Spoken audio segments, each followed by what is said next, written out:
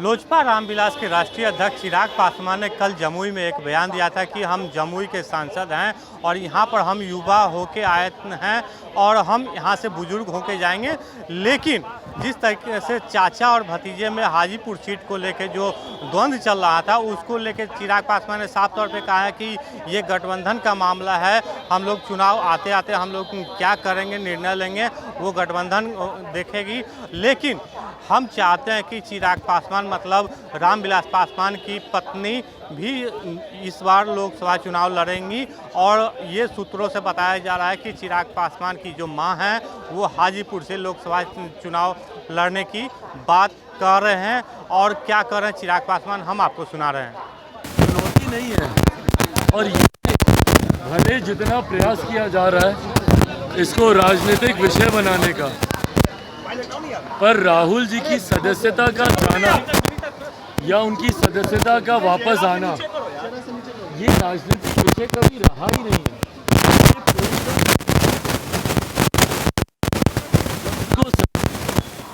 वो भी न्यायिक प्रक्रिया के आधार पर उनको सजा दी गई।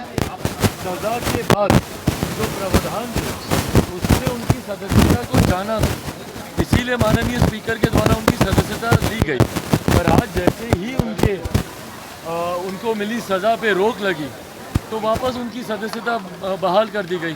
तो इसमें राजनीति या राजनीतिक दलों का कुछ लेना ही नहीं है। बिल आज राज्यसभा में पेश होना है। आम आदमी पार्टी कह रही है कि फोर्सफुली ये पावर छीना जा रहा है।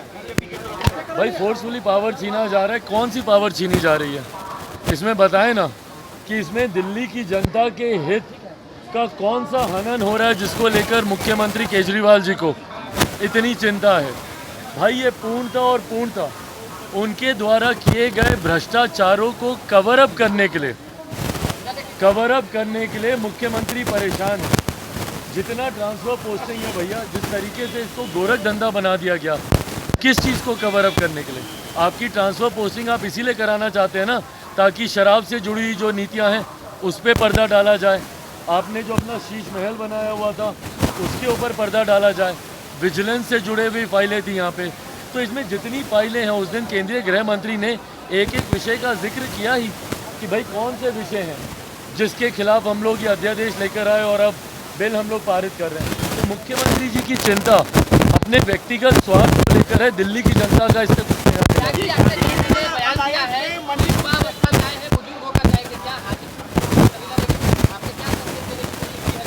अगर आप मेरा पूरा स्टेटमेंट अगर आप सुनेंगे तो उसमें मैंने कहने से पहले, ठीक उससे एक लाइन पहले मैंने ये कहा था कि कौन कहाँ से चुनाव लड़ता है, नहीं लड़ता है, ये समय आने वाला तय करेगा। और समय तय करेगा मतलब गठबंधन के भीतर तय होगा, पार्टी तय करेगी। एक बात तो पूरी तरीके से तय है।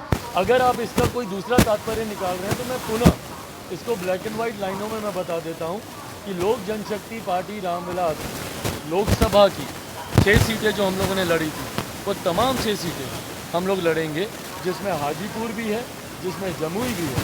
बट कौन सा प्रत्याशी कहाँ से चुनाव लड़ेगा ये पार्टी का संसदीय बोर्ड सही समय पर तय करेगा। हाजीपुर से कौन चुनाव लड़ा, जमुई से कौन चुनाव लड़ा। और जहाँ तक आपने बात की मेरे उस बयान, भाई हाजीपुर से मेरा पिछले 8-9 सालों से नाता रहा है और जमुई से मेरा पिछले 8-9 सालों से नाता रहा है। हाजीपुर से मेरा संबंध बचपन से रहा है।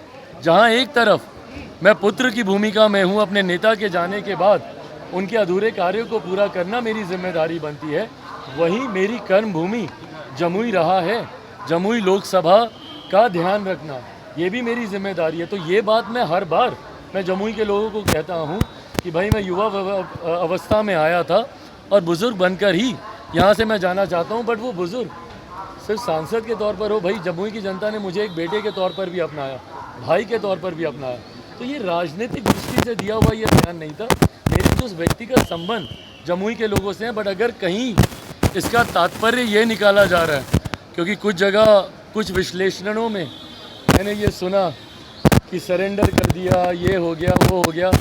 भाई मैं इन बातों को विवादित नहीं करना चाहता क्योंकि गठबंधन के भीतर वाली बातें हैं और गठबंधन में तय होने के बाद सही समय पर इसको सार्वजनिक किया जाएगा। बट हाँ, ये भी उतना ही तय है कि हाजीपुर हो, जमुई हो, ये लोक जनशक्ति पार्टी रामविलास सिंह यहाँ से चुनाव लड़ेगी। कंटेस्ट कर सकती है। मैं ज़रूर चाहता हूँ कि वो चुनाव लड़ें। मेरे पिता चाहते थे कि वो चुनाव लड़ें। उन्होंने अभी तक इसको लेकर सहमति नहीं दी है। सार्वजनिक जीवन से वो अपने आप को दूर रखती हैं और रखना चाहती हैं, पर ऐसे में उनकी इस भावना का भी हम लोग सम्मान करते हैं। बट मैं पुनः दोहराता हूँ कि कौन कहाँ से चुनाव लड़ेगा ये पार्टी का संसदीय बोर्ड ही तय करेगा। एक सवाल अब है, भास्कर को एक इंटरव्यू किया, उसने कहा ये सवाल जरूरी है भाई, समझौते की परिस्थिति की चर्चा ही क्यों?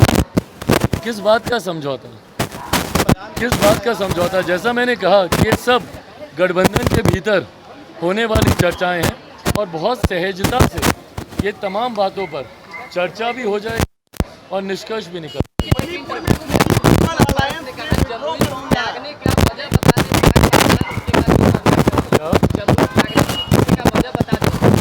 कौन त्याग रहा है? हम बोल तो रहे हैं कि भाई हमारे पास ही है वो सीटें, हम ही लोग लड़ेंगे।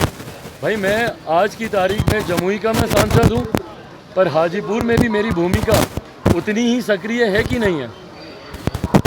उतना ही मैं हाजीपुर भी जाता हूँ और उतना ही मैं बिहार के कोने कोने में जाता हूँ। भाई मैं बिहार फर्स्ट, बिहारी फर्स्ट की मैं बात करता हूँ। मैं बिहार के 13 करोड़ लोगों को विकसित राज्य देने की बात करता हूँ। 13 करोड़ लोगों की मैं बात करता हूँ, जात पात धर्म मजहब से उठकर, क्षेत्रों से उठकर।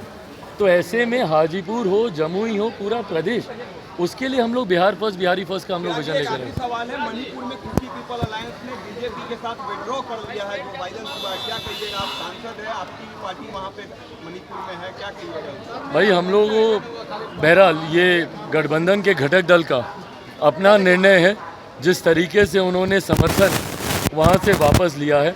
बहरहाल मुझे लगता है कल से मणिपुर के विषय पर चर्चा इससे पहले ही हो जाती, अगर विपक्ष अपनी जिद पे नहीं अड़ा रहता और सिर्फ प्रधानमंत्री जी को जवाब देने के लिए बाध्य करने की दृष्टि से वो लोग अविश्वास प्रस्ताव लाने की जिद नहीं करते, तो बहुत पहले चर्चा हो गई होती। इस पे निष्कर्ष भी कुछ ना कुछ निकल के आता, चर्चा से सबको लाभ ही होता। पर बहरहाल कल से इसको लेकर चर्चा है। मुझे लगता है जितनी भी सरकार से जो भी जवाब की अपेक्षा विपक्ष रखता है या सहयोगी दल भी, जिनको भी थोड़ी बहुत आशंका है, मुझे लगता है वो तमाम जवाब परसों प्रधानमंत्री जी 10 तारीख को देंगे, उसमें सारे सवालों के जवाब मिलेंगे।